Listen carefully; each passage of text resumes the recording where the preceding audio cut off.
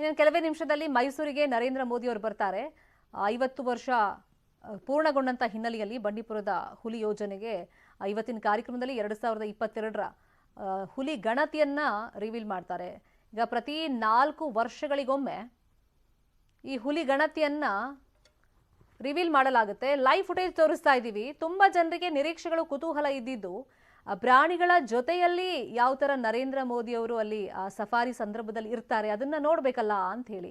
ಇಷ್ಟೊತ್ತು ನಮಗೆ ಸಾಧ್ಯ ಆಗಿರಲಿಲ್ಲ. ಇವಾಗ ನಾವು ತೋರಿಸ್ತಾ ಇದ್ದೀವಲ್ಲ, ಈ ಸಫಾರಿ ಮುಗಿದ ಮೇಲೆ ಇದೀಗ ಆ ಮಾವುತ ದಂಪತಿಯನ್ನ ಮೀಟ್ ಮಾಡೋದಕ್ಕೆ ಅಂತ ನರೇಂದ್ರ ಮೋದಿ ಅವರು ಹೋಗಿದ್ದಾರೆ. ಅಲ್ಲಿ ಆನೆ ಶಿಬಿರದಲ್ಲಿ ಆ ಮಾವುತರನ್ನ ಭೇಟಿ ಮಾಡಿದ್ದಾರೆ. ಆನೆಗಳಿಗೆ ಕಬ್ಬನ್ನು ಕೂಡ ನೀಡ್ತಾ ಇರುವಂತ ಲೈವ್ ಫುಟೇಜ್ ಅನ್ನ ನಾವು ಗಮನಿಸ್ತಾ ಇದ್ದೀವಿ.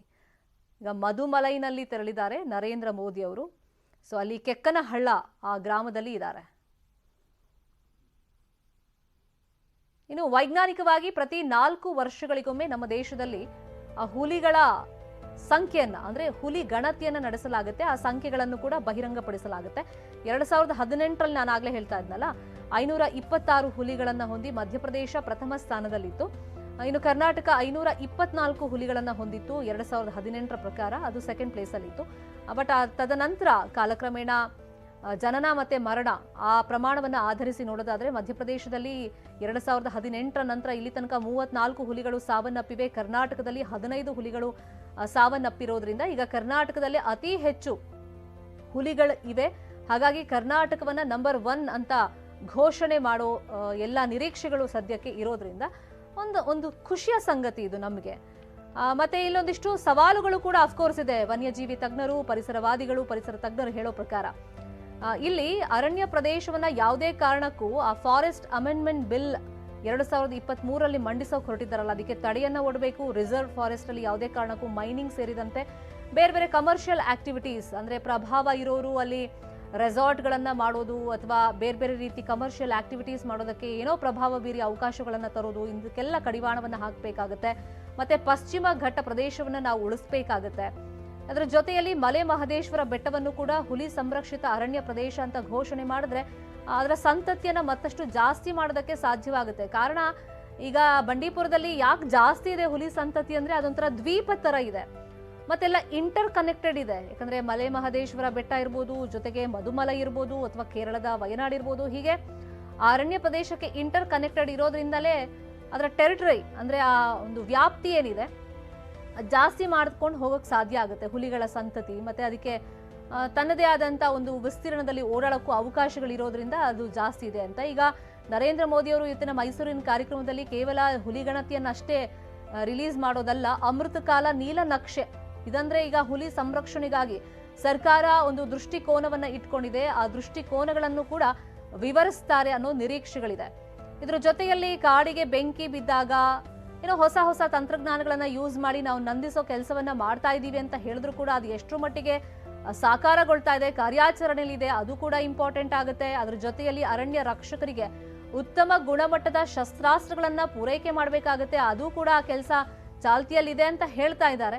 ಬಟ್ ನೋಡ್ಬೇಕಾಗತ್ತೆ. ಇದ್ರ ಜೊತೆಯಲ್ಲಿ ತುಂಬಾ ಜನ ಅಲ್ಲಿ ತಾತ್ಕಾಲಿಕವಾಗಿ ಕೆಲಸ ಮಾಡ್ತಾ ಇದ್ದಾರೆ. ಅಂತವರಿಗೆ ಕೆಲಸವನ್ನ ಖಾಯಂ ಮಾಡುವಂತ ಒಂದು ಸರ್ಕಾರ ಆದೇಶವನ್ನ ಅವರು ಎದುರು ನೋಡ್ತಾ ಇದ್ದಾರೆ. ಇದ್ರ ಜೊತೆಗೆ ಕಳ್ಳ ಬೇಟೆ ತಡೆ ಸುಮಾರು ಜನಕ್ಕೆ ಒಂದು ಕ್ರೇಜ್ ಇದೆ, ಅಂದ್ರೆ ಅಲ್ಲಿ ಹೋಗ್ಬೇಕು, ಬೇಟೆ ಆಡಬೇಕು ಅಂತ. ಈಗಲೂ ಆ ಪ್ರಕ್ರಿಯೆಗಳನ್ನ ಅವ್ರು ನಡೆಸ್ತಾ ಇರೋದ್ರಿಂದ ಅದಕ್ಕೆ ಕಡಿವಾಣ ಹಾಕುವಂತ ನಿಟ್ಟಿನಲ್ಲೂ ಕೂಡ ಸರ್ಕಾರದ ಮುಂದೆ ಅತಿ ದೊಡ್ಡ ಚಾಲೆಂಜ್ ಇದೆ ಈ ಕಳ್ಳ ಬೇಟೆಯನ್ನ ತಡೆಯುವಂತ ನಿಟ್ಟಿನಲ್ಲಿ. ಇದೆಲ್ಲ ಮನವಿಯನ್ನು ಕೂಡ ಇವತ್ತು ನರೇಂದ್ರ ಮೋದಿ ಅವ್ರ ಮುಂದೆ ತಲುಪಿಸೋ ಕೆಲಸಗಳು ಅಲ್ಲಿ ಆಗ್ತಾ ಇದೆ ಅಂತ ಹೇಳಿದ್ದಾರೆ. ಬಟ್ ಅದಕ್ಕೆ ಯಾವ ತರ ಪೂರಕವಾಗಿ ಸ್ಪಂದಿಸ್ತಾರೆ ನರೇಂದ್ರ ಮೋದಿ ಅವರು ಅನ್ನೋದನ್ನ ನೋಡ್ಬೇಕಾಗತ್ತೆ. ಹೀಗೆ ಸವಾಲುಗಳಂತೂ 108 ಇದೆ. ಅಂದ್ರೆ ಯಾವುದೇ ಕಾರಣಕ್ಕೂ ನಿಸರ್ಗಕ್ಕೆ ಇರುವಂತ ಒಂದಿಷ್ಟು ಕಾನೂನುಗಳನ್ನ ಸಡಿಲಗೊಳಿಸ್ಬಿಟ್ರೆ ಮತ್ತೆ ನಾವು ಇಂಥ ಪ್ರಾಣಿಗಳನ್ನ ಮುಂದಿನ ಪೀಳಿಗೆಯಲ್ಲಿ ಅದರ ಸಂತಾನೋತ್ಪತ್ತಿಯನ್ನ ಅಂದ್ರೆ ಆ ಸಂತತಿಯನ್ನ ಮತ್ತೆ ಹೆಚ್ಚು ಮಾಡೋದಕ್ಕೆ ಸಾಧ್ಯ ಇಲ್ಲ. ಹಾಗಾಗಿ ಈಗಲಿಂದಲೇ ಅದಕ್ಕೆ ಬೇಕಾದಂತ ತಯಾರಿಗಳನ್ನ ಮಾಡಿಕೊಳ್ಳುವಂತ ನಿಟ್ಟಿನಲ್ಲಿ ಸರ್ಕಾರ ಕಾನೂನುಗಳನ್ನ ಸಡಿಲಗೊಳಿಸಬಾರದು ಅಂತ ಹೇಳಿ ತುಂಬಾ ಜನ ತಜ್ಞರು ತಮ್ಮ ಅಭಿಪ್ರಾಯವನ್ನ ಹಂಚಿಕೊಂಡಿದ್ದಾರೆ. ಇನ್ನು ಬಂಡೀಪುರದಲ್ಲಿ 1973ರಲ್ಲಿ ಏಪ್ರಿಲ್ 1ನೇ ತಾರೀಕು ಇಂದಿರಾ ಗಾಂಧಿ ಅವರು ಆಗ ಹುಲಿ ಯೋಜನೆಯನ್ನ ಜಾರಿಗೆ ತಂದಿದ್ರು. 1900ರಲ್ಲೇ ಹಂಗ್ ನೋಡಕ್ ಹೋದ್ರೆ ಮೈಸೂರು ಅರಸರು ಕೂಡ ಮೈಸೂರು ಅರಣ್ಯ ಕಾಯ್ದೆ ಅಂತ ಹೇಳಿ ಜಾರಿಗೆ ತಂದಿದ್ರು. ಅವರ ಉದ್ದೇಶ ಕೂಡ ಇದೇ ಆಗಿತ್ತು, ವನ್ಯ ಜೀವಿಗಳನ್ನ ಸಂರಕ್ಷಣೆ ಮಾಡಬೇಕು ಅಂತ ಹೇಳಿ.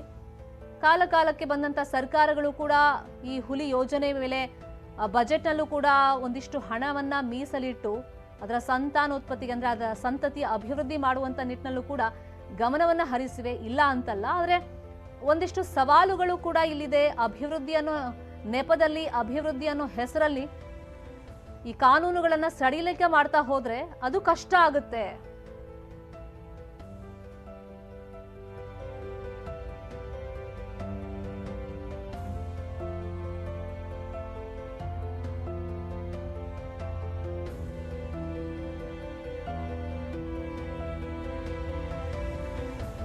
ಈ ಬಗ್ಗೆ ಮಾತಾಡೋದಕ್ಕೆ ನಮ್ಮ ಜೊತೆ ಶಿರಸಿಯ ಫಾರೆಸ್ಟ್ರಿ ಕಾಲೇಜ್ ಡೀನ್ ಆಗಿರುವಂತ ವಾಸುದೇವ್ ಅವರು ಫೋನ್ ಸಂಪರ್ಕದಲ್ಲಿ ಜಾಯ್ನ್ ಆಗಿದ್ದಾರೆ. ವಾಸುದೇವ್ ಅವರು ನಮಸ್ಕಾರ.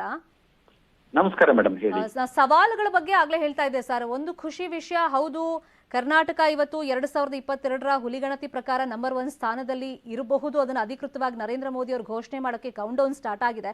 ಬಟ್ ಚಾಲೆಂಜಸ್ ಅಂತ ಬಂದಾಗ ಈಗ ನೋಡಿ, ಈಗ ಬಂಡೀಪುರ ಅಷ್ಟೇ ಅಲ್ಲ, ಭದ್ರಾ ಇದೆ, ಬಿಳಿಗಿರಿ ರಂಗಸ್ವಾಮಿ, ಕಾಳಿ, ನಾಗರಹೊಳೆ, ಹೀಗೆ ಬೇರೆ ಬೇರೆ ಸಂರಕ್ಷಿತ ಅರಣ್ಯ ಪ್ರದೇಶ ಇದೆ. ಚಾಲೆಂಜಸ್ ಏನೇನಿದೆ ಸರ್ ಸರ್ಕಾರದ ಮುಂದೆ? ಈಗ ನಾವು ಒಟ್ಟಾರೆ ಅರಣ್ಯದ ಬಗ್ಗೆ ಮಾತಾಡಬೇಕು ಅಂತಂದ್ರೆ, ಅರಣ್ಯದಲ್ಲಿ ಈಗ ಸಂರಕ್ಷಣೆ ಮಾಡೋದೇ ಬಹಳ ಒಂದು ದೊಡ್ಡ ಸವಾಲು. ಇರೋ ಅರಣ್ಯವನ್ನ ದಟ್ಟ ಅರಣ್ಯವನ್ನ ದಟ್ಟವಾಗಿ ಇರಿಸ್ಕೊಳ್ಳೋದು ಬಹಳ ಮುಖ್ಯವಾಗಿರೋ ಅಂಶ ಮತ್ತು ದೊಡ್ಡ ಸವಾಲು ಕೂಡ. ಏಕೆಂದ್ರೆ ಕಾಡುಗಳ ಮೇಲಿರುವಂತ ಒತ್ತಡ ಬಹಳ ದೊಡ್ಡದು.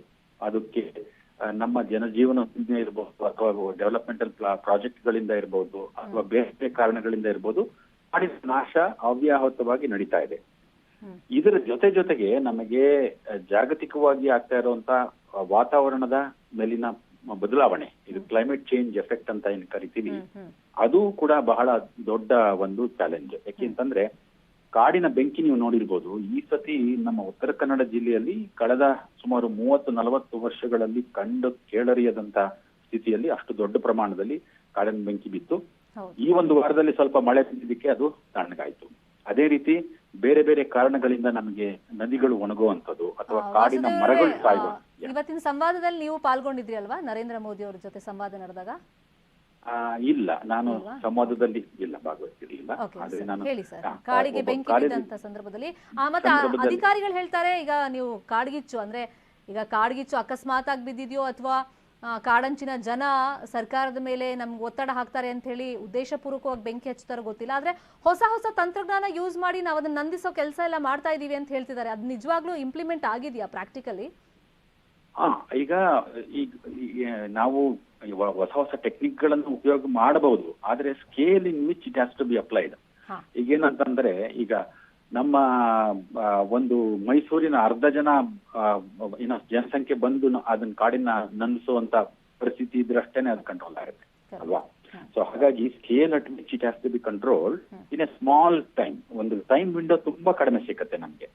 ಸೊ ಹಾಗಾಗಿ ಬಹುತೇಕ ಕಾರ್ಯಕ್ರಮಗಳಲ್ಲಿ ಈಗ ಉಪಗ್ರಹದ ಮಾಹಿತಿನ ತಗೋತೀವಿ, ಎಲ್ಲಿ ಕಾಡಿನ ಬೆಂಕಿ ಬರಬಹುದು ಅನ್ನೋ ಸಾಧ್ಯತೆಗಳನ್ನ ನೋಡುತ್ತೇವೆ. ಅಲ್ಲಿ ನಾವು ಹೆಚ್ಚಿನ ಒಂದು ಕಾಡಿನ ಬೆಂಕಿಯನ್ನ ನಂದಿಸೋದಕ್ಕೆ ಬೇಕಾಗಿರುವಂತ ಪ್ರಿಪರೇಷನ್ಸ್ ಗಳನ್ನ ಮಾಡ್ಕೋತೀವಿ. ಇಷ್ಟು ಸಹ ಸಡನ್ ಆಗಿ ಇರ್ಬೋದು, ಸ್ವಲ್ಪ ಒಂದು ಅನ್ಫಾರ್ಚುನೇಟ್ ಥಿಂಗ್ ಅಂತಾನೆ ಹೇಳ್ಬೋದು.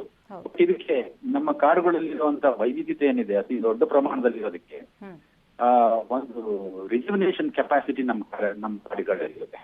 ಎಸ್ಪೆಷಲಿ ಟ್ರಾಪಿಕಲ್ ಫಾರೆಸ್ಟ್ ತುಂಬಾ ಡೈವರ್ಸಿಟಿ ಜಾಸ್ತಿ ಇರೋದಿದೆ, ಒಳ್ಳೆ ರಿಜುವಿನೇಷನ್ ಆಗಿ ವಾಪಸ್ ಒಂದು ವಿಶ್ವಾಸ ಕೂಡ ನಮ್ಮಲ್ಲಿ. Okay, fine. Thank you Vasudev ಅವರೇ, ನ್ಯೂಸ್ 18 ಕನ್ನಡ ರಿಯಾಕ್ಷನ್ ಕೊಟ್ಟಿದ್ದಕ್ಕೆ.